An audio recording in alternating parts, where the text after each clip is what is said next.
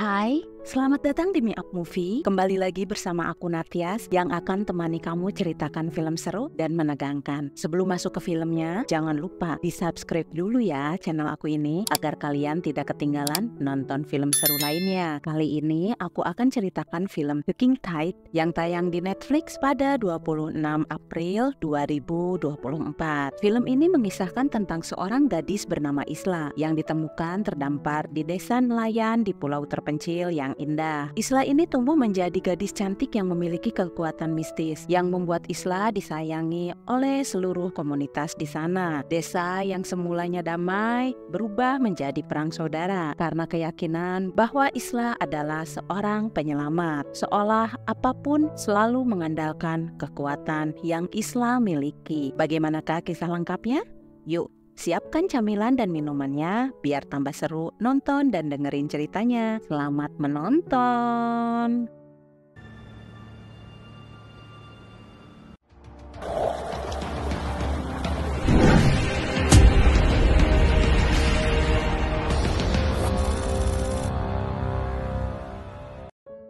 Gadis cantik ini bernama Isla. Sepulang sekolah, Isla dan sahabatnya bernama Junior bermain ke atas bukit tebing menghadap laut lepas. Di sana Isla melihat sesuatu yang membuatnya takjub. Ya, Isla bermain dengan tawon yang berkumpul di tangannya. Hewan yang dapat menyengat dengan racunnya itu tampak tunduk pada Isla. Tanpa menyakiti Isla sedikit pun, Isla tampak senang. Namun berbeda saat Junior mendekat. Dia teriak kesakitan karena disengat tawon yang membuat Isla seketika panik hingga memejamkan mata dan mengepalkan jarinya. Bersamaan dengan seluruh tawon tak berdaya seketika. Dari kejadian tersebut membuat Junior dan Isla terkejut. Isla meminta Junior untuk merahasiakan kejadian tersebut. Jadi ceritanya 10 tahun yang lalu di sebuah pulau terpencil di tengah malam badai sedang mengguncang pulau itu hingga memutus aliran listrik di sana. Dalam gelap terdengar suara tangis lirih di sebuah rumah. Ternyata seorang wanita telah kehilangan janinnya karena takdir merenggut calon anak mereka. Sepasang suami istri ini tinggal di sebuah rumah bersama ibu si istri yang mengidap demensia dan dia ketergantungan obat tidur bernama Ibu Faye. Saat menjelang pagi, si istri yang bernama Grace keadaannya sudah membaik dan suaminya bernama Bobby merupakan seorang wali kota di pulau tersebut. Bobby dijemput sahabat baiknya bernama Dr. Bo. Si dokter ini merupakan seorang pria yang memiliki satu orang anak bernama Junior. Dia adalah satu-satunya dokter yang memiliki klinik di pulau nelayan tersebut. Bobby pergi bersama si dokter untuk memulihkan listrik. Setelah listrik kembali menyala, si dokter dan Bobby memandangi perkampungan mereka dari atas bukit. Tiba-tiba mereka mendengar samar suara tangisan bayi. Segera Bobby dan dokter mencari asal suara hingga mereka menemukan sebuah perahu yang terbalik. Mereka berusaha membalikkan perahunya namun sulit. Segera Bobby cek ke dalam perahu yang membuat Bobby terluka di perut. Ternyata si bayi berada di dalam lambung perahu. Alhamdulillah, akhirnya si bayi selamat. Dari hari ditemukannya bayi tersebut, diketahui bahwa si bayi memiliki kekuatan. Ketika si dokter memeriksa luka di perut Bobby, tiba-tiba lukanya lenyap perlahan. Walau bajunya tetap koyak penuh cairan merah, membuat semua orang yang menyaksikan terkejut dan takjub. Dari sana mereka memutuskan bayi tersebut diadopsi serta dibesarkan oleh Bobby Betham dan istrinya Grace. Seolah bayi itu datang menggantikan calon anak mereka yang semalam gugur. Bayi ajaib itu mereka beri nama Isla yang berasal dari kata island atau pulau. Isla tumbuh menjadi anak gadis yang cantik, periang, dan sangat disayangi ayah ibunya, bahkan seluruh warga pulau, karena kelebihan yang ia miliki. Isla menjadi satu-satunya penolong di pulau tersebut. Setiap pagi, Isla digendong si ayah pergi ke balai pertemuan, tempat Isla menyembuhkan apapun yang diderita oleh warganya, termasuk menyembuhkan demensia Ibu Faye. Selain itu, Isla juga membantu para nelayan dengan mudah mendapatkan ikan, sehingga melindungi ketahanan pangan di pulau tersebut. Para nelayan yang awalnya sulit menangkap ikan karena adanya kapal komersil lebih besar dari daratan pun tak jadi masalah, karena dengan kekuatan Isla menjamin para nelayan setempat akan selalu dapatkan ikan dengan mudah tanpa susah payah berlayar. Karena kekuatan Isla, Ibu Faye kembali sehat. Bahkan dia yang sudah renta seolah kembali muda. Bahkan dia kembali mengajar anak-anak di sekolah.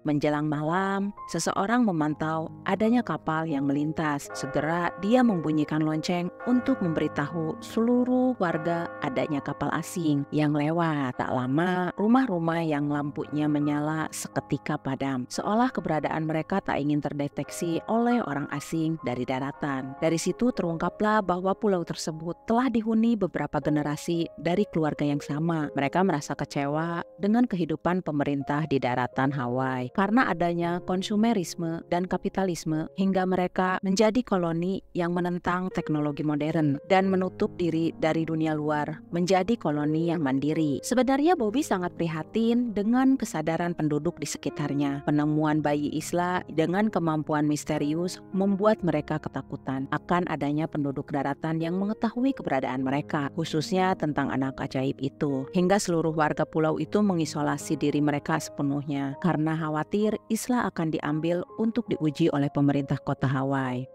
Suatu malam, Bobby ditantang oleh salah satu warganya yang berprofesi sebagai nelayan bernama Dylan. Jika Dylan menang, dia minta Isla ikut bersamanya untuk menangkap ikan. Sebagai ayah, jelas Bobby menolak permintaan Dylan. Dylan mengungkapkan bahwa aturan Bobby telah mempersulit nelayan beberapa minggu ini. Si Bobby ini orangnya gak enakan. Sebagai sahabat yang baik, si dokter sudah mengingatkan bahwa Bobby sebagai wali kota harus dapat mengambil keputusan dan tidak terus-menerus mempertaruhkan anaknya sendiri. Namun Bobby ini malah mengiyakan setuju dengan pertaruhan yang ditawarkan Dylan. Malamnya, Bobby menemui anak gadisnya yang sedang terlelap. Dia merasa bersalah selama ini telah merenggut masa kanak-kanaknya Isla demi kepentingannya sebagai wali kota dalam mensejahterakan warganya. Paginya sebelum Isla melayani banyak orang, si dokter selalu rutin menemui Isla walaupun sekedar untuk mengajak Isla bermain. Karena bagaimanapun Isla ini masih kanak-kanak yang harusnya sibuk bermain. Di kesempatan itu si dokter menemani Isla membaca buku dongeng. Namun tiba-tiba Isla bertanya pada si dokter. Pertama kali buku ini diterbitkan di Paris, Prancis. Apa itu Paris, Prancis? Tanya Isla dengan polos. Ketika si dokter mau menjelaskan, tiba-tiba Nenek Faye menjelaskan bahwa itu hanya tempat yang dibuat-buat di dalam dongeng, membuat si dokter terdiam. Segera Nenek Faye mengusir si dokter untuk keluar. Oh ya, jadi setiap orang yang berada di dekat Isla, dia akan pulih dari berbagai penyakitnya. Dan ketika selesai, para pasiennya wajib mengucapkan many thanks to Ayla. Seluruh warga dewasa dan anak-anak di pulau itu sudah tak asing dengan kekuatan yang Isla miliki. Charlotte, that's your time. Many thanks to you, Ayla. Thank you. Di saat Isla sibuk mengobati para pasiennya yang sudah mengantri, anak-anak lain yang seusia Isla, mereka sibuk bermain sepeda bersama. Sedangkan Isla diajak si ayah ke pantai untuk menunaikan janji Bobby atas taruhannya semalam pada Dylan. Tanpa beban, Isla mengikuti si ayah. Lalu Isla menaiki perahu. Sesampainya di teluk, mereka bersiap. Dylan dibantu Frank, ayahnya Philip, melemparkan jaring ikan. Kemudian Isla mengulurkan tangannya perlahan menyentuh air laut. Tak berselang lama, ikan-ikan seolah menghampiri Isla. Setelah ikan berkumpul, Dylan menarik jaringnya kembali ke teman-teman Isla. Di sana, dengan polosnya Philip menantang adiknya bernama Susan untuk memakan buah beri beracun yang jika dimakan, maka dalam waktu 15 menit akan bereaksi, bahkan dapat mengancam nyawa. Didukung oleh Junior dan Agnes, karena minggu sebelumnya mereka pernah memakan buah tersebut dan mereka baik-baik saja ketika bertemu dengan Isla. Namun Susan merasa ragu. Dia terdiam sambil menatap buah beri di tangannya. Menyaksikan itu, Phillips merebut berinya dari tangan Susan, kemudian menelannya seketika. Lalu mereka segera berlari menuju rumah Isla. Sesampainya di rumah Isla, mereka tidak menemukannya di sana. Segera Junior memanggil ayahnya. Philip sudah mulai ambruk kesakitan, dibantu oleh Ibu Grace dan yang lainnya. Segera mereka membawa Philip ke klinik si dokter. Si dokter minta orang-orang di sana untuk memanggil Bobby dan Isla yang sedang memancing di teluk. Segera si dokter memberikan pertolongan pertama pada Philip. Buah beracun berhasil dikeluarkan. Namun Philip sudah tidak bernapas, membuat semuanya panik. Dylan dan ayah Phillips menarik jaring dengan ikan yang melimpah sambil tertawa terbahak. Samar-samar dari kejauhan seseorang berteriak, menyuruh mereka segera membawa Isla ke klinik. Mereka berlari menuju klinik. Sesampainya di sana, Philip sudah terbujur kaku. Isla mencoba mendekati jasad Philip. Semua mata tertuju pada Isla, berharap Philip dapat kembali, namun tidak membuahkan hasil. Isla pun pergi berlari meninggalkan klinik, membuat ayah dan ibu Philip histeris. Bobby berusaha menenangkannya. Ibu Faye menatap tajam Bobby. Di hari pemakaman Philip, semua berkumpul menyimpan batu pada nisannya sebagai simbol duka cita. Di sisi lain, Isla kembali ke bukit. Dia mengambil seekor bangkai tawon, lalu menaruh di telapak tangannya, berharap si tawon dapat hidup kembali. Namun ternyata dia tidak dapat melakukannya. Malamnya Isla masih tampak sedih, dan Bobby sebagai ayahnya, dia berusaha menghibur Isla. Tiba-tiba, tangan ibu Grace yang sedang memasak tak sengaja teriris pisau, namun lukanya tidak membaik. Padahal mereka berada di dekat Isla. Untuk lebih meyakinkan, Bobby pun melukai telapak tangannya.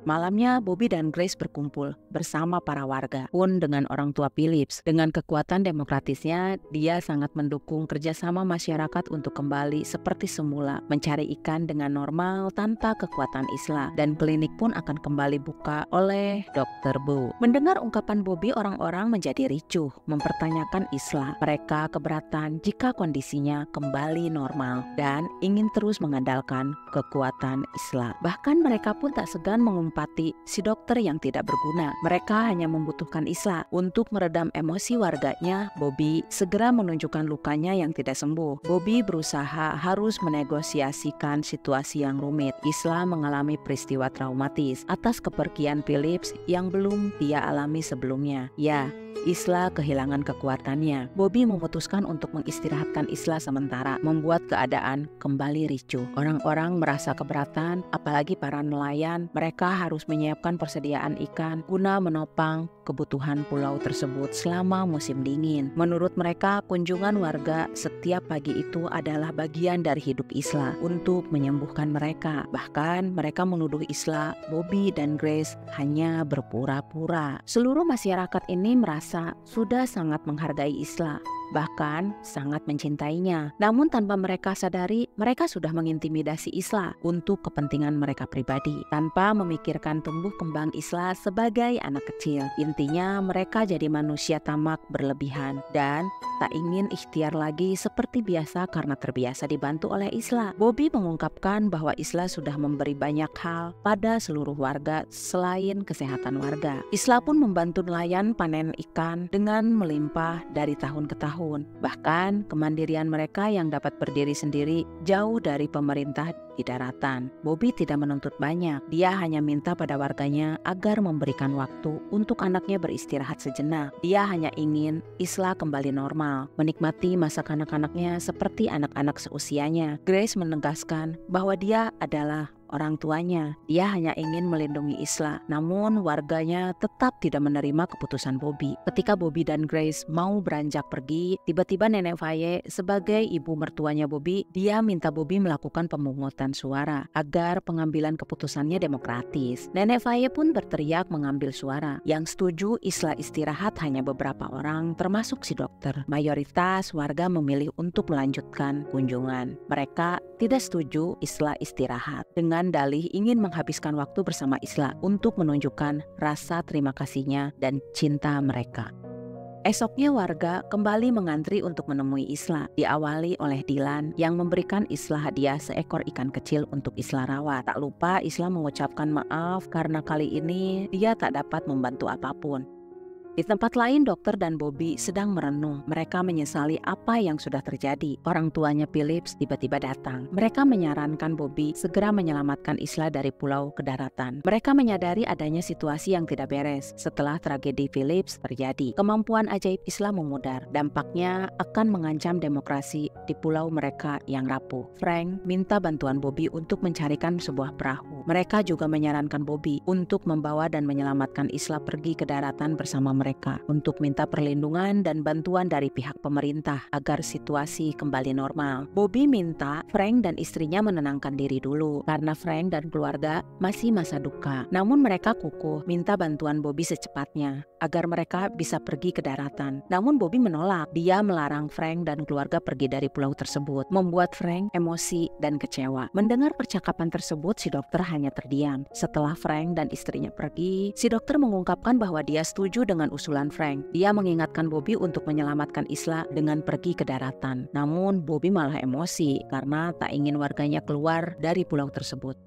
Sekelompok warga desa mengadakan pertemuan secara rutin. Mereka berkumpul dengan duduk melingkar dipimpin oleh Nenek Faye. Mereka gantian bercerita pengalaman dan keresahan tentang Isla secara de facto sambil memegang boneka milik Isla. Intinya mereka takut kehilangan anak ajaib itu yang kemampuannya telah memberi mereka kesehatan dan kemakmuran selama 1 dekade. Dan di saat itu demensia Nenek Faye perlahan kambuh.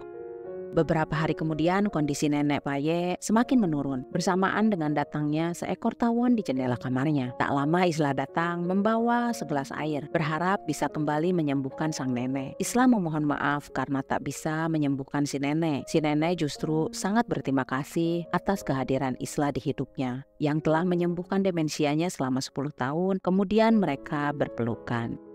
Suatu hari Isla bermain di rumah Junior. Melihat itu si dokter menunjukkan sebuah televisi pada mereka sebagai hadiah. Mereka terperangah melihat benda aneh dengan gambar bergerak dan bersuara. Kemudian mereka fokus menyaksikan acara di TV. Si dokter minta Junior dan Isla merahasiakannya dan mereka pun mengangguk. Suatu malam Grace menidurkan Isla. Saat Isla mulai terlelap, di waktu bersamaan luka di jari Grace perlahan sembuh. Segera dia memanggil suaminya dan benar saja luka di tangan Bobby pun perlahan lenyap.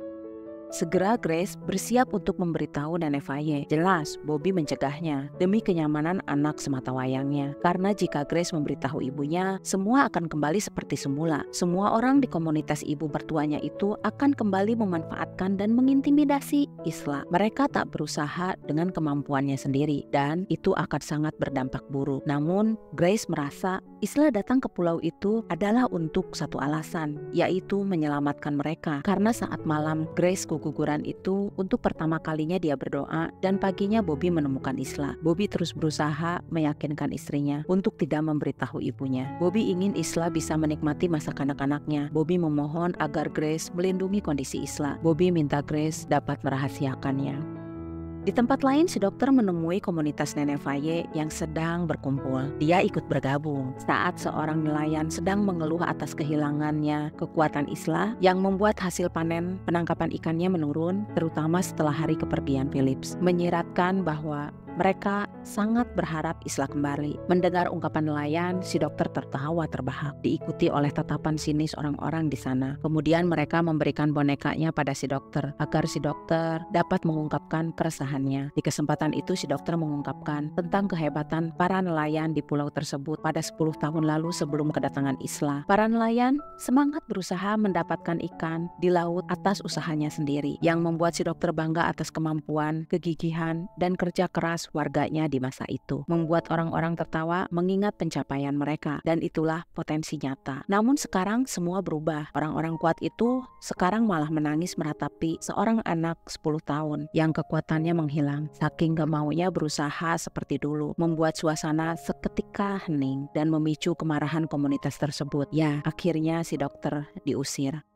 Merasa kecewa dengan kehidupan di pulau itu, diam-diam si dokter mengunjungi Frank, orang tua Phillips. Saat masuk, si dokter memberi Frank penawaran. Dia siap mencuri perahu untuk Frank dan keluarga. Namun, syaratnya si dokter dan Junior mau ikut bersama mereka. Mendengar ungkapan si dokter, Frank menunjukkan sesuatu.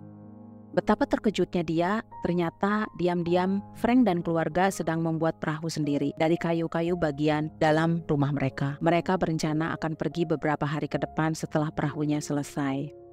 Esoknya nelayan kembali mencari ikan di teluk, namun lagi-lagi hasilnya nihil, membuat mereka menyerah begitu saja. Kemudian mereka menemui sang wali kota dan menyampaikan keluhannya, sedangkan mereka harus menyiapkan persediaan ikan untuk musim dingin yang akan datang. Bobby mengungkapkan dengan tegas, harusnya Dylan pergi berlayar ke lautan lepas, bukan malah menemuinya. Mereka beralasan adanya kapal pukat di luar sana siang dan malam, dan mereka berharap Isla dapat kembali membantunya. Di rumah si dokter, Isla dan Junior sedang asik menonton TV. Sedangkan si dokter sedang berkemas menyiapkan barang-barang bawaannya. Di rumah Isla, Nenek Faye menemui Bobby dan Grace. Dia tiba-tiba menegur Bobby yang telah egois menyembunyikan Isla yang kekuatannya sudah kembali pulih walau dalam kondisi tertidur. Nenek Faye menyarankan Bobby untuk membius Isla dengan temazepam, obat tidur miliknya, agar Isla dapat tidur nyenyak dan kembali bantu warga menyembuhkan banyak orang dan mereka akan kembali panen ikan. Seketika Bobby menatap sang istri yang tidak bisa jaga amanah suami. Grace pun memalingkan wajahnya. Bobby merasa tak habis pikir pada Nenek Faye yang tega berbuat jahat pada cucunya sendiri, dalih membantu orang yang sudah memiliki kemampuan dan takdirnya masing-masing. Dengan gaya sok bijaknya, Nenek Faye mengungkapkan bahwa Bobby seharusnya bisa mengambil keputusan demi rakyat yang akan kelaparan di musim dingin. Kemudian dia pergi. Bobby tersenyum menatap Grace kesal. Tega kau, Grace, membius anakmu sendiri. Itu bahaya untuk kesehatan anak kita, ucap Bobby tegas. Bobby, apa salahnya? Banyak orang di luar sana yang meminum obat tidur sepanjang waktu, ucap Grace santai. Tapi tidak untuk anak-anak, Grace, teriak Bobby tambah emosi. Lalu Bobby mengajak Grace untuk keluar dari pulau itu demi keselamatan keluarga kecil mereka. Namun Grace tidak setuju.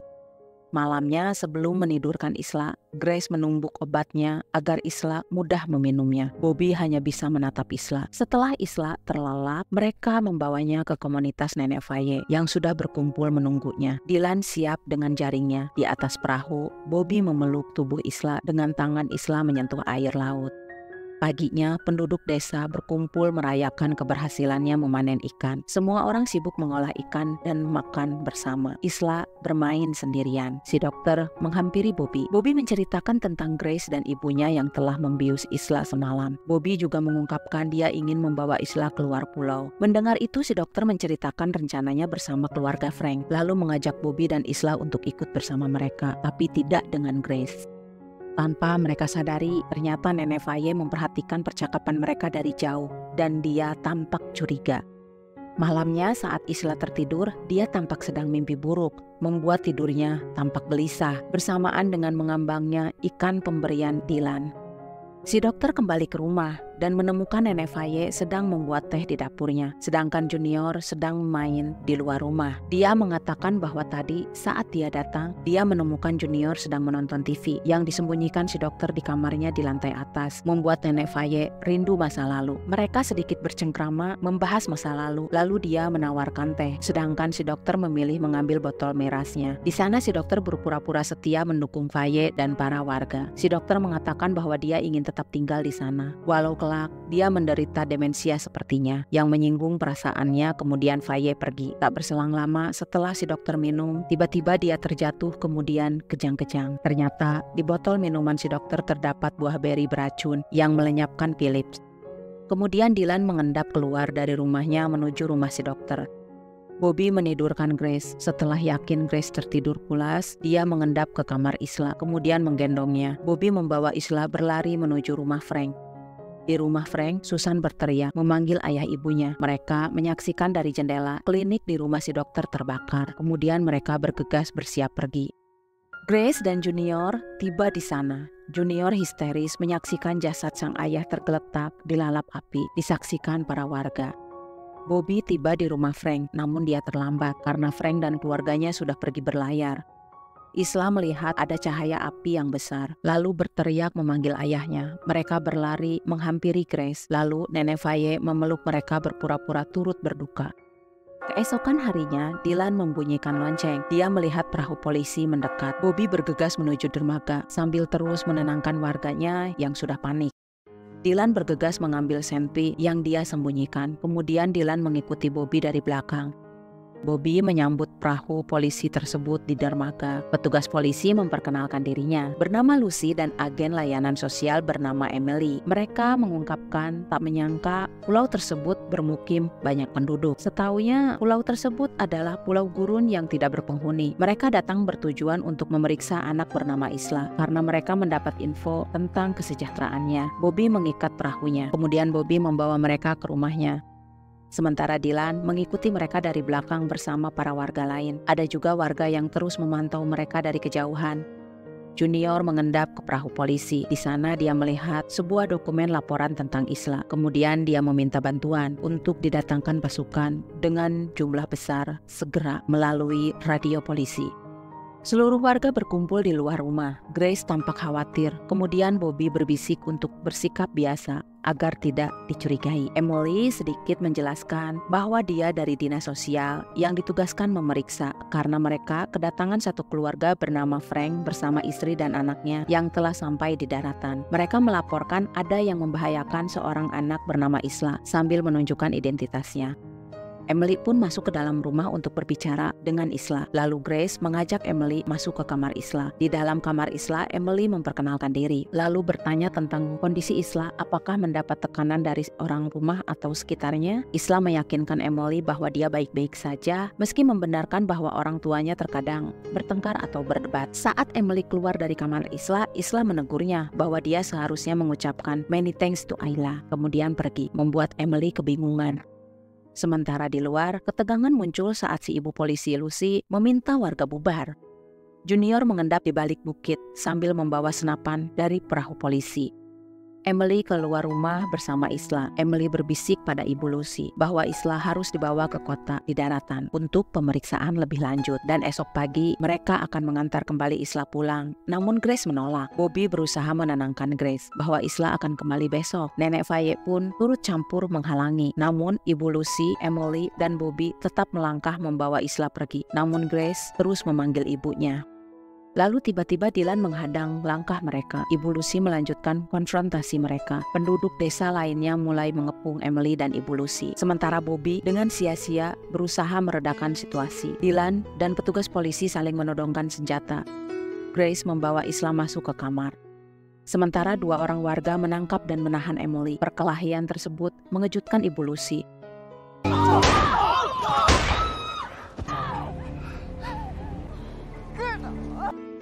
Faye, Dylan, dan penduduk desa lainnya membawa Bobby masuk. Bobby sangat putus asa, meminta Faye segera memanggil Isla. Tapi Faye memaksa Bobby untuk berucap sumpah setia padanya sebelum dia mendapatkan pertolongan dari Isla. Dengan napas yang tersengal-sengal, Bobby pun setuju. Faye naik ke atas sambil membawa segelas air yang sudah dicampur lebih banyak temazepam untuk membius Isla agar Isla bisa menyembuhkan Bobby. Di kamar tidur Isla, Grace dan Faye meminta Isla minum. Namun Isla menolak. Mereka menahan tubuh Isla dan berusaha memaksanya minum air. Mendengar kegaduhan, Junior mendobrak pintu sambil mengacungkan senapan, menyuruh mereka melepaskan Isla dan meninggalkan mereka. Grace menjelaskan bahwa Isla baik-baik saja. Junior menodong Nenek Faye sambil bertanya, kenapa dia melenyapkan ayahnya? Membuat Grace terkejut menatap ibunya. Nenek Faye menjelaskan bahwa ayahnya adalah sahabat baiknya. Bahkan mereka semua adalah keluarga. Tak mungkin dirinya melenyapkan ayahnya Junior. Namun tiba-tiba Nenek Faye bergerak yang membuat Junior mengeksekusi Nenek Faye seketika. Membuat Isla terkejut, berteriak sambil memejamkan matanya seperti yang dia lakukan ketika Junior diserang oleh tawon. Suasana seketika hening. Isla membuka matanya, perlahan keluar rumah sambil terus mengucapkan maaf karena dia telah menghilangkan nyawa Junior, ibunya, dan semua orang yang tadi menunggunya di lantai bawah rumahnya. Dan ketika melangkah keluar rumah, ternyata semua orang yang berada di pulau itu kehilangan nyawa, kecuali Isla. Isla terus berjalan perlahan kembali ke sisi tebing yang biasa dia datangi bersama Junior. Isla terdiam merenung sendirian sambil menangis. Kemudian dia melihat di kejauhan ada beberapa perahu polisi menghampiri dan menuju ke dermaga. Dan film pun selesai. Gimana sayang? Semoga kalian suka ya. Jangan lupa, yang belum subscribe, di-subscribe dulu. Kalau udah, jangan lupa di-like video ini dan di-share ke seluruh sosial media yang kalian punya, oke? Pesan yang dapat kita ambil dari film ini adalah, segunung emas belum tentu cukup untuk orang serakah, tapi sepiring nasi cukup bagi orang yang bersyukur. Dunia ini menyediakan hal yang cukup untuk memenuhi kebutuhan setiap orang, tapi tidak untuk orang-orang yang serakah. Jadilah manusia yang selalu bersyukur, maka kebahagiaan akan memelukmu. Terima kasih ya, semoga kalian sehat dan bahagia selalu. Aku pamit, bye-bye.